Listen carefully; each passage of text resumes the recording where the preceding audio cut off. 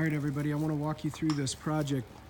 Last week I posted a video where I was talking about putting plants around a patio, and I had it drawn as a sketch on an 8.5 by 11 sheet of paper where I drew out the plants and the landscape lighting, and I wanted to show you the actual job in reality because this is it.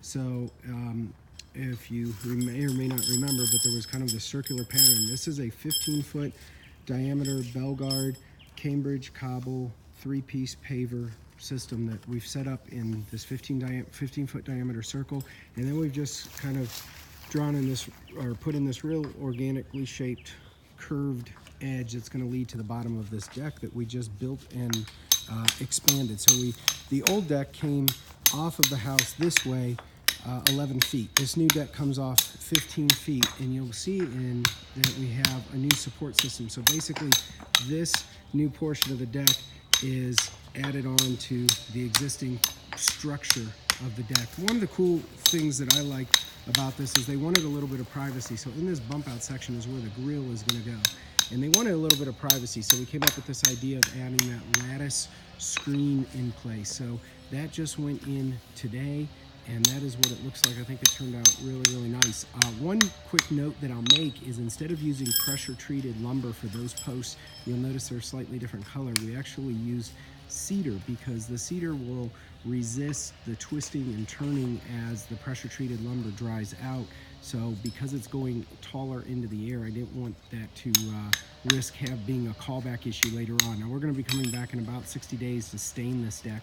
So at that time it should all blend. So let's take a quick look here at the patio that's going in. I want to note that this patio, we really prepared the base in one day, but all these pavers have gone in one day. So I've got 3 guys working on the job. We put in all the pavers just today, and let me show you this edging that we're using. That's what he's going in right now and doing. He's putting in all the spikes for the edging, and we are using every single hole.